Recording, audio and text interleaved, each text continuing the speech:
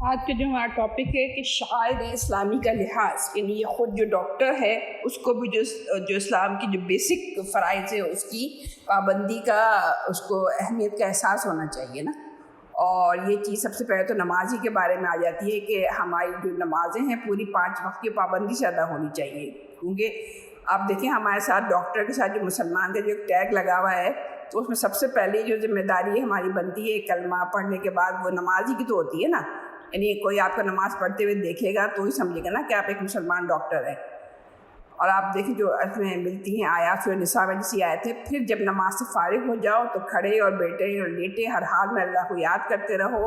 اور جب اطمینان نصیب ہو جائے تو پوری نماز پڑھو۔ نماز در حقیقت ایسا فرض ہے جو پابندی وقت کے ساتھ اہل ایمان پر لازم کیا گیا ہے، یعنی یہ ایک لازمی کام ہے آپ لوگوں کا کہ آپ نماز نہیں چھوڑ سکتی نا۔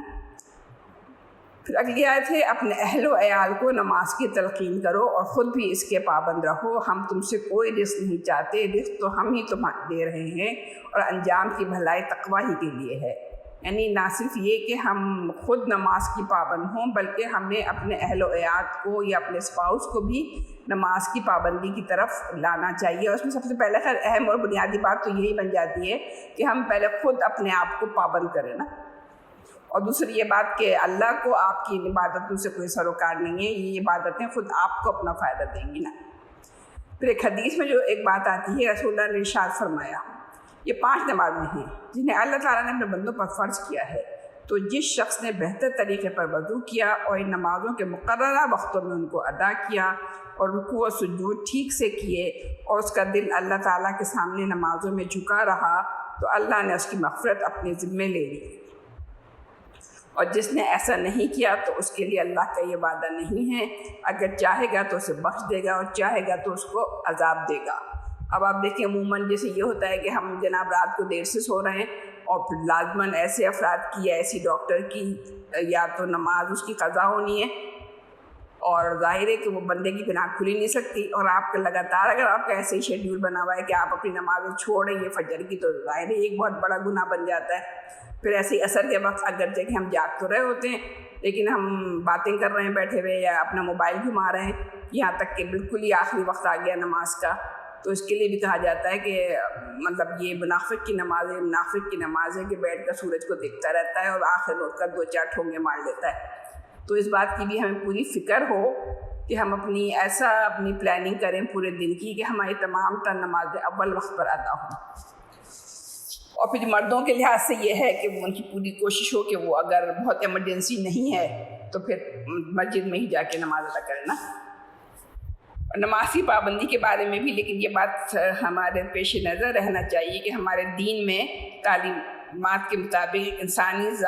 جان سے زیادہ کوئی چیز قیمتی نہیں ہے، اس لیے اگر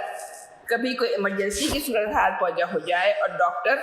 کسی مریض کی جان بچانے میں مصروف ہو اور اس بات خطرہ ہو کہ اگر مریض کو اکیلا چھوڑا جائے گا تو اسے ناقابل تلافی نقصان پہنچ جائے گا، تو ایسی صورت میں مریض کی جان بچانا زیادہ اہم ہے اور نماز کو مؤخر کر دینا ضروری ہو جاتا ہے۔ اب لیکن اس کا یہ مطلب نہیں ہے کہ ہم نے مؤخر کی تو اس کے بعد ہم نے چھوڑ ہی دی، اور یہ بات ہمیں خود پتہ ہو سکتی ہے کہ کہاں پہ ایمرجنسی ہے اور کہاں پہ ایمرجنسی نہیں ہے۔ پھر یہ کہ اسلامی معاشرے میں یہ ایک پسندیدہ بات ہے کہ اسلامی شاعر کا چرچا ہو اور لوگ انہی کے حوالے سے بات بھی کریں۔ مثال کے طور پر جب ایک مسلمان ڈاکٹر مریض کو دوا استعمال کرنے کا بتا رہا ہو تو یہ کہنے کے بجائے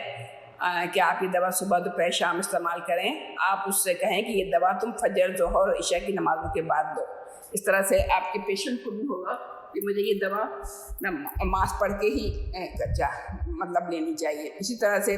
روزوں کا بھی کوئی ڈاکٹر کے لیے کوئی تصور نہیں ہے کہ آپ بلا وجہ اگر آپ کوئی عذر شرعی نہیں ہے کہ آپ روزے کو چھوڑ رہے ہوں، اور دوسرے یہ کہ اس میں روزے کس حالت میں